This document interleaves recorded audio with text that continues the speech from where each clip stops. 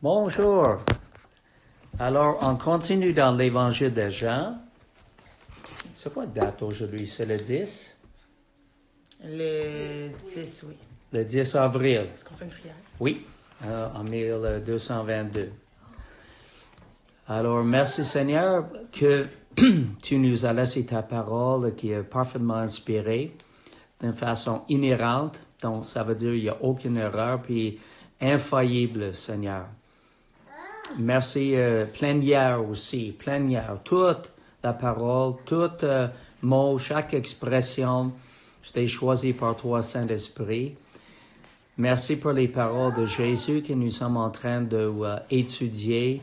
Nous prions, Seigneur, nous donner la compréhension et que nous puissions être aussi, j'allais dire, consolés, mais encouragés et édifiés, Seigneur. Bénis ce temps ensemble avec Alexandrine, Linda et moi-même, au nom de Jésus. Amen. Amen. OK. On a rendu à Jean, chapitre 5, et le verset 25. Ça va. On va simplement lire cela. En vérité, je vous le dis, l'heure vient et elle est déjà venue, que les morts entendront la voix du Fils de Dieu, et ceux qui l'auront entendu vivront. Car comme le Père a la vie en lui-même, ainsi il est donné au Fils d'avoir la vie en lui-même. OK? Oui. On va faire juste une petite révision. Nous avons déjà vu que Jésus, lorsqu'il était sur la terre, il était et il est toujours égal avec son Père. Ça va? Comment est-ce qu'on le sait? On le sait par le passage de Jean chapitre 5. Première chose, les versets 17 et 18, c'est un genre de révision. Mais un de mes professeurs m'a toujours dit de ne pas me gêner de répéter. Ça va? Oui. Donc, comment est-ce qu'on voit que Jésus est vraiment Dieu et qu'il est égal au Père? Dans le verset 17, la première chose, Jésus leur répondit, « Mon Père agit jusqu'à présent, moi aussi j'agis. » À cause de cela, les Juifs cherchaient encore plus à le faire mourir, non seulement parce qu'il violait le sabbat, mais parce qu'il appelait Dieu son propre Père, se faisant lui-même égal à Dieu. Donc, il a spécifiquement appelé Dieu son Père, qu'aucun Juif n'a osé de faire dans l'Ancien Testament, parce que il n'était pas le Messie qui était le Fils, OK, et qu'il était en effet avec Dieu avant de venir dans ce monde, et que il était le Fils d'une façon très spéciale et unique. En fait, c'est bon. Deuxième chose, le verset 22. Le Père ne juge personne, mais il a remis tout jugement au Fils. Donc, le Père a donné tout jugement au Fils. Donc, encore, en faisant Jésus, en remarquant que pour nous, que Jésus est égal à son Père, parce que c'est seulement Dieu qui peut juger quelqu'un pour ses péchés. OK? Ça va? La troisième chose, et nous voyons ça pour les questions honorées. OK, dans 22, le Père ne juge personne, mais il a remis tout jugement au Fils, afin que la raison, tous honorent le Fils comme il honore le Père. Celui qui n'honore pas le Fils n'honore pas le Père qui l'a envoyé. OK? Donc, c'est seulement quelqu'un qui est égal avec le Père, Dieu le Père, qui est digne d'être honoré comme Dieu lui-même. Et Jésus a dit que tous ceux qui honorent le Fils, il était supposé, comment on dit ça, il devrait honorer le Fils comme il honore le Père. OK? Ça va? Oui. Pourquoi? Parce qu'il est égal avec le Père.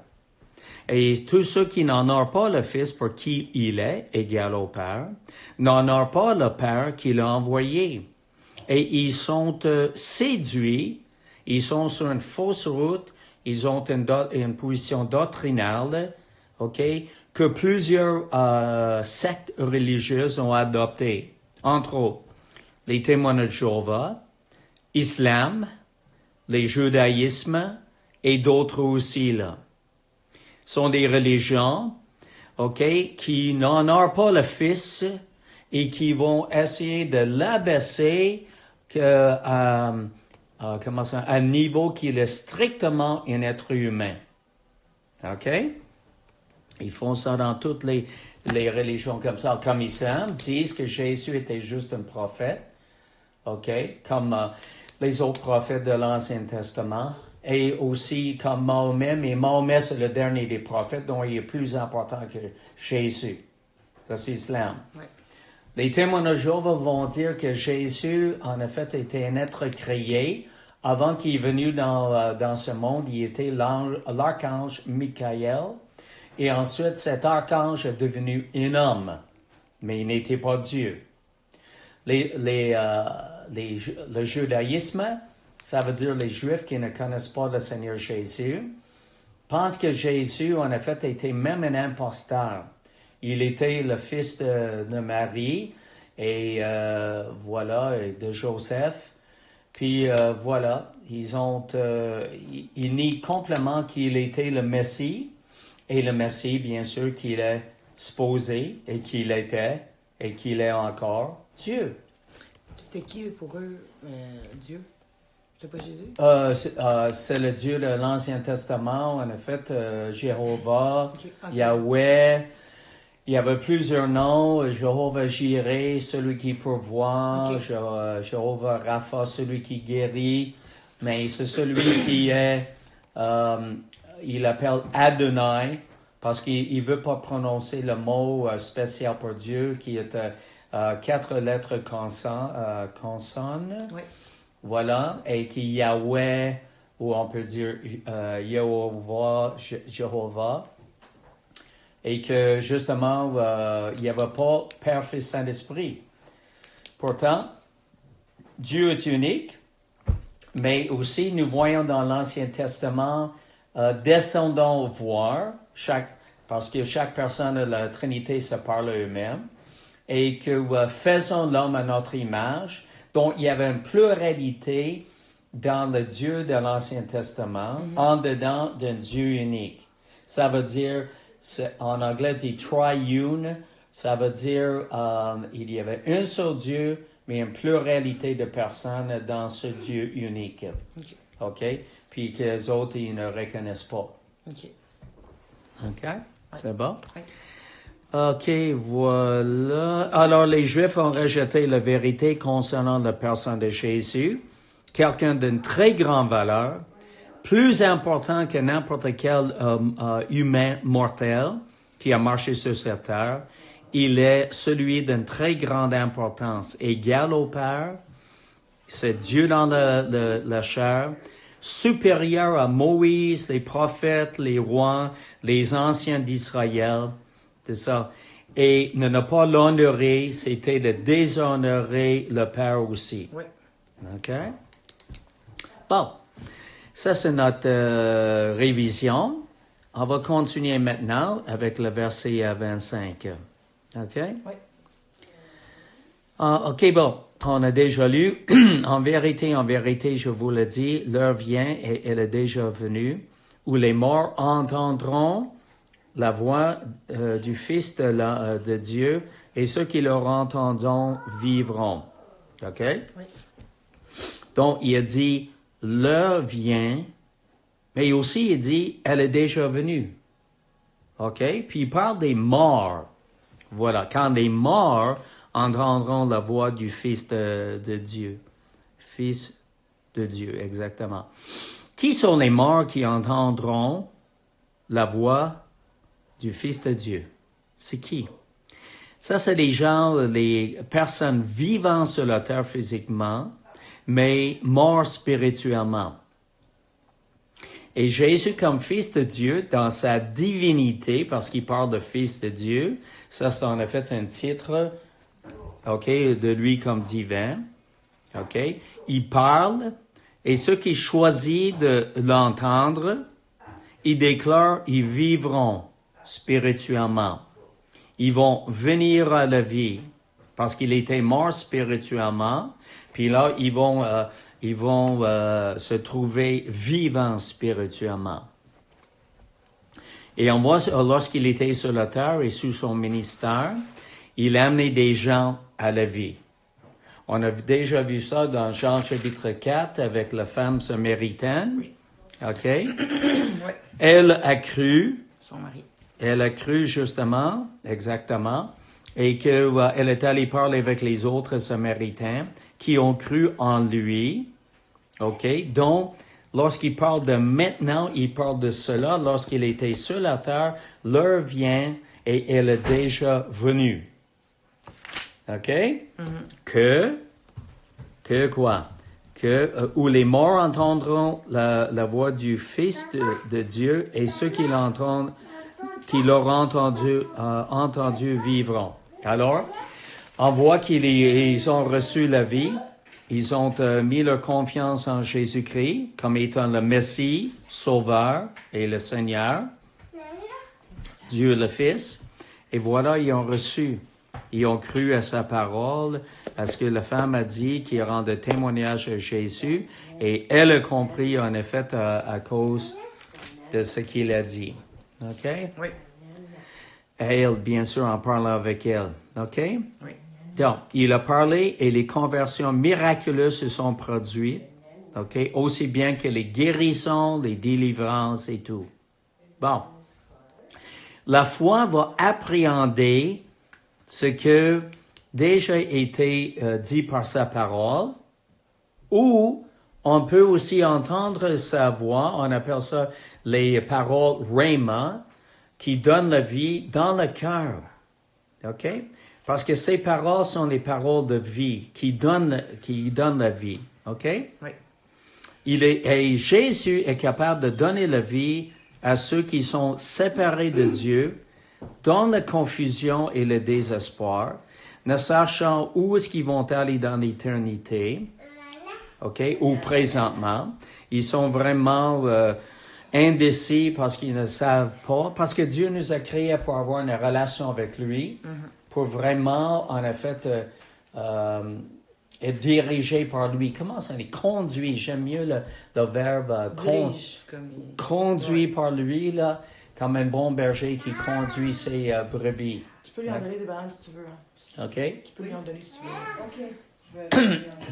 Parce que les gens, avant la conversion, ne sont pas connectés, branchés avec le Dieu vivant et que donc ils sont laissés à leur propre fin.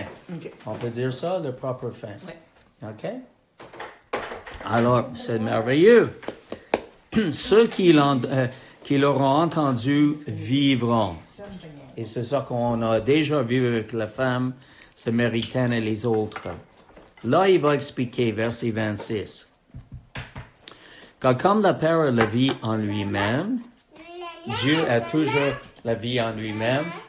Depuis toute l'éternité, il a toujours été Dieu et Père. D'accord? Ainsi, il a donné au Fils d'avoir la vie en lui-même. OK? Oui. Donc, Jésus a la vie en lui-même. Il a toujours eu dans l'éternité passée. Puis c'est ça, lorsqu'il est venu sur la terre, bien sûr, il était donné à avoir la vie en lui-même. Il était toujours 100% Dieu, puis là, il est devenu humain. Oui. OK? Oui. Et ça, c'était donné au Fils par le Père. Tu peux lui donner la moitié si tu veux. Oui. Ouais. OK. Ouais. Ça? Comme ça. Et il lui a donné le pouvoir de juger parce qu'il est le Fils de l'homme. Alors, au début, l'humanité, Adam et Ève, ont été donnés l'autorité sur la terre. Oui. Parce qu'ils ont péché contre Dieu, parce qu'ils ont écouté l'ennemi, ils ont perdu cette autorité et cette autorité était transférée, communiquée, si vous voulez, avec donnée à l'ennemi. Parce qu'ils ont péché contre Dieu. Ils ont perdu cette autorité. OK? C'est pour cette raison nous lisons dans la Bible, dans 2 Corinthiens 4:4, que l'ennemi, Satan, est le Dieu de ce monde. OK? Avec une D minuscule. Ça veut dire qu'il y a l'autorité. D'accord? Mais la différence ici, c'est que le Fils de l'homme, on voit Jésus maintenant dans son humanité, il est venu sur cette terre, 100% Dieu, mais aussi 100% humain. Il était donné l'autorité de juger parce que là, en effet, il est devenu un homme physiquement. OK? Dieu a donné ça physiquement à Adam et Ève au début. Ils ont perdu cela, malheureusement. Puis là, on a regagné ça, on a fait en Jésus lorsqu'on l'accepte comme Seigneur et Sauveur personnel. Mais c'est à cause que le Fils a le pouvoir de juger. Lui peut juger parce il est humain. Oui. Dans le passage. À cause de cela, physiquement, il a la capacité de juger. Oui, il est Dieu, il peut juger comme Dieu, mais aussi parce qu'il est humain et donné ce pouvoir par le Père. D'accord? Oui. C'est bon? Question, est-ce que c'est bon? Oui. Bon, c'est notre petit-fils, James, qui mange une banane. Il a 1 an et presque 2 mois. C'est bon. Question, commentaire? Linda? Non. Ça va? Oui. OK. Parfait. Donc, on parle de toujours Jésus, qui avait comme des titres Fils de Dieu, puis là, Fils de l'homme. Fils de Dieu, parce qu'il est le Fils éternel du Père. Dieu, qui a toujours été Dieu dans l'éternité passée. Là, on parle de Fils de l'homme. OK? C'est bon. Il a le pouvoir, il a l'autorité sur la terre, il a le pouvoir de juger. OK? Bon. Verset 28. Ne vous étonnez pas de cela, car l'heure vient où tous ceux qui sont dans les sépulcres entendront sa voix et en sortiront. Ceux qui auront fait le bien ressusciteront pour la vie, mais ceux qui auront fait le mal ressusciteront pour le jugement. Bon, alors, on parle de question de jugement. On parle de question, ne vous étonnez pas, OK, parce qu'il y aura un jugement final. OK, là, on parle car l'heure vient. Mais il n'a pas dit l'heure vient et elle est déjà venue. Il parle de l'heure vient, ça veut dire le futur. Viendra, exactement. Où tous ceux qui sont dans les sépulcres, les morts, physiquement morts, dans les sépulcres, Les tombeaux. dans les tombeaux, entendront sa voix et en sortiront. Ah, là on parle du dernier jugement comme on voit dans l'Apocalypse. C'est ça, à la fin du livre, l'Apocalypse est le grand trône blanc. Et là, ils disent qu'il y aura un jugement. Ceux qui auront fait le bien ressusciteront pour la vie, mais ceux qui auront fait le mal ressusciteront pour le jugement. Donc, un dernier jugement. Qu'est-ce qu'on a fait avec Jésus? Qu'est-ce qu'on a fait? Oui. Est-ce qu'on a fait le bien par rapport à lui ou est-ce qu'on a fait le mal? Et Dieu. D'accord? Puis là, pendant notre vie, est-ce qu'on a fait le bien ou est-ce qu'on a fait le mal? Quelqu'un qui a l'Esprit de Dieu qui est en dedans de lui-même, normalement, va faire le bien. Il va chercher à glorifier Dieu et faire le bien envers les autres. Mais ceux qui n'ont pas Jésus comme sauveur personnel et Seigneur ont la tendance, en effet, de faire le bien. Ils vont faire toutes sortes de choses. Ils vont mentir, agir selon l'hypocrisie. Ils vont vivre dans le péché. Ils vont faire le mal envers les autres par la calomnie, puis c'est ça, à cause de la jalousie, puis l'envie, puis ainsi de suite, l'orgueil qui les pousse à faire ça, là. Le cœur de l'homme est tortueux par-dessus tout, il est méchant, qui peut le connaître, la Bible dit. D'accord? Alors, voici l'idée, en effet, qu'il y aura un dernier jugement, et les gens, il y aura, en effet, deux catégories. La Bible dit ici, ceux qui auront fait le bien, et les autres qui auront fait le mal. OK? C'est ça. Donc, de faire le bien, c'est des gens, c'est ça, normalement parlant, qui connaissent le Seigneur, qui marchent selon la justice, la sainteté, l'amour, la vérité. C'est toujours en effet deux rails, vérité et amour. Alors, il dit, ceux qui auront fait le bien ressusciteront pour la vie, mais ceux qui auront fait le mal ressusciteront pour le jugement. Ça, là, au sens propre, là, Oui. qu'est-ce que ça veut dire? Parce que, est-ce que ça veut dire qu'ils vont juste revenir à la vie physiquement ou ça veut dire qu'ils vont revenir à la vie au ciel? Oui, exactement. C'est très bien. Parce qu'il parle en effet des gens, ce sont leur bien, et il parle en effet comme la fin. C'est ça. Dans les sépulcres qui sont morts, ils vont revenir à la vie, ils vont juger. Là, c'est le dernier, si on voit dans l'Apocalypse à la fin, il parle d'un dernier jugement, le grand tremblement. Oui. Et là, en effet, c'est là que je crois, en effet, le passage se réfère, que les gens vont ressusciter, Oui. c'est ça, et que même les gens qui sont morts dans l'océan ou qui ont été, comment on dit ça, incinérés, Oui. c'est ça, ils vont revenir à la vie dans leur corps pour paraître devant Jésus. OK. Et là, en effet, c'est le grand tremblement. Il va juger les gens pour qu'est-ce qu'ils ont fait pendant leur vie. OK. Puis si c'est correct ce qu'ils ont fait dans leur vie, ils vont rester avec lui. Puis si c'est pas correct qu'est-ce qu'ils ont vu, qu'est-ce qu'ils ont fait, ils vont se faire juger. Donc condamner. Condamné, Okay. Exactement. Voilà. Parfait. Et il s'agit de la vie éternelle Oui. ici, là. Oui.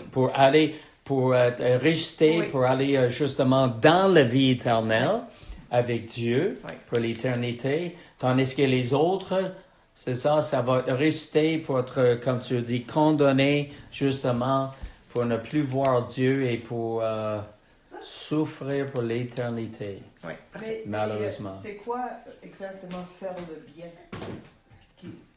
C'est quoi le critère? Faire le bien, ça veut dire quoi au juste? Faire le mal? Ben, c'est ça. Faire le bien et faire le mal, mais c'est toujours, Est-ce que c'est en lien avec le- les 10 commandements?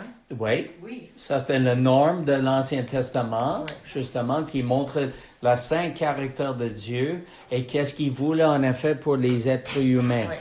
OK? Honorer Dieu en premier, aimer de tout notre cœur, puis notre prochain comme nous-mêmes. Jésus a résumé les 10 commandements. OK. D'accord? La base, ouais. Alors, si en effet on a agi incorrectement, et qui n'a pas agi incorrectement, Ouais. car il n'y a point de juste, pas même un seul. Ouais. La Bible dit, il y en a aucun qui fasse le bien, pas même un seul. Non. Et ensuite, tous ont péché, sont privés de la gloire de Dieu. Alors, on voit que les êtres humains sur la terre ont péché contre Dieu, donc ils ont fait le mal. Et c'est avec Jésus, comme Seigneur et Sauveur personnel, qui fait en sorte qu'ils deviennent une nouvelle créature et qui sont conduits par l'Esprit, ils vont commencer à faire ce qui est bien devant Dieu, là. Oui. OK, pas bien devant des standards humains nécessairement. On parle de bien devant le standard de Dieu, là. Oui. Comme aimer Dieu, aimer vraiment notre prochain comme Oui. nous-mêmes, faire le bien autour de nous vraiment conduit par le Saint-Esprit, par Dieu lui-même. Et c'est ça qu'en effet qu'il veut pour chaque personne sur la terre. Parce que lorsqu'il dit tous sont péchés, sont privés de la gloire de Dieu, c'est comme essayer de sauter puis rejoindre Dieu par nos efforts et puis par tous les petits biens qu'on fait sur la terre. Ouais. Et malheureusement, on n'atteigne pas la gloire de Dieu. On est privé de sa gloire parce qu'on ne réussit pas en effet de le chercher ou de comme l'idée sauter puis l'attraper. Rejoindre. Oui. C'est ça. Parce que Dieu est complètement droit et parfait Oui, en tout. oui, Et si on se compare à lui, si on se compare aux autres, peut-être qu'on est pas mal droit. Mais si on se compare à Dieu, là, oui. on est croche. Ah ouais? Tout le Oui. monde est croche. Ok. C'est comme un ours polaire, il a l'air blanc, mais si tu le mets dans une tempête de neige, tu vas voir qu'il est C'est jaune. plutôt jaune. Ouais. Oui. Oui. Oui. Exactement. Et puis, lorsqu'on parle dans l'Ancien Testament, il y avait aussi comme des menuisiers employés. What's a plumb line? Plombier. Une corde. Longueur de ligne? Un niveau. Un Ok. niveau. Oui, mais c'est un niveau, en effet, avec une corde, Qu'on avec attache un au poids plafond. qui... Ouais. Et que c'est droit. Il y a une pesanteur au bout. Oui, Et on peut comparer les murs pour voir s'ils sont droits avec Ok. ça. oui, Ok. Ça, c'est une ancienne... C'est Ouais. bien quand même. oui, oui, exactement. Et la Bible dit que c'est Dieu qui est la plumb line. Ok, je comprends. Qui est ce niveau de... voilà. Et puis si on fait une comparaison avec un autre mur, avec un mur, peut-être le mur n'a pas été mis selon, en effet, cette façon d'évaluer ou de faire en sorte que ça soit bien mis droit. Oui. OK? Alors, ça sont en effet comme des êtres humains qui se comparent les uns des autres et disent, je suis mieux que cette personne-là, puis peut-être j'ai un peu de travail à faire par rapport à un autre. Mais c'est la mauvaise comparaison, c'est la comparaison à faire avec Dieu. Comment est-ce que lui est juste et correct. C'est ça. Et puis, lui, selon le bien que lui fait. C'est ça. Et dans chaque situation. C'est bon? Oui. Alors, ne vous entendez, excusez pas, de cela, que, verset 27, le Père lui a donné le pouvoir de juger parce qu'il est le Fils de l'homme. OK? Oui. Donc, il va juger les gens à la fin des temps comme il est. Il est le Fils de Dieu, mais il est aussi le Fils de l'homme qui a l'autorité d'exécuter le jugement parce qu'il a vraiment agi correctement et ça lui a été donné à faire. OK? Parce qu'il est l'homme parfait. Oui. L'homme parfait, justement, qui a toujours fait ce qui plaît au Père. OK? Oui. Donc, je répète ça encore, ne vous étonnez pas de cela, car l'heure vient, à la fin des temps, où tous ceux qui sont dans les sépulcres entendront sa voix et en sortiront. Il y a des gens qui pensent, on meurt, ça finit là, c'est ça. Fini. Il n'y a plus rien après cela, mais c'est pas ça du tout. Selon ce que Jésus a dit, ceux qui auront fait le bien, bien sûr selon Dieu, ressusciteront pour la vie éternelle. Mais ceux qui auront fait le mal, selon les autres, ressusciteront pour le jugement. Parfait. C'est bon? Oui, c'est parfait. Excellent. Est-ce qu'il y a des questions, Linda? Opinions? Commentaires? Non? Ça se va? Moi non plus, je les pose au fur et à mesure. OK, mais moi, je pense que c'est assez pour aujourd'hui. Parfait. J'aime ça, les petites études. Parfait. Ça va? Linda, est-ce que tu vois mon... Ah, prière. Vas-tu prier? Non. OK. Vas-tu prier, Linda? Oui. OK. Oui, Seigneur, je te remercie pour ces études qu'on peut faire avec Alex. Et je te demande, Seigneur, que tu puisses nous diriger, nous aider et parler à nos cœurs au nom de Jésus. Amen. Oui, Seigneur, donne-nous la compréhension et aide-nous à vraiment réaliser que tout ce que nous lisons, ça vient parfaitement de toi et que nous puissions réaliser comment tu veux que nous agissions, qu'est-ce que tu veux qu'on fasse par rapport à toi. Et merci que Jésus sera honoré comme toi, Papa, dans toute l'éternité. Gloire à ton nom. Au nom de Jésus. Amen. Amen. Merci. Merci. James, j'ai passé avec mon signet. Ah oui, c'est à terre. Ah oui?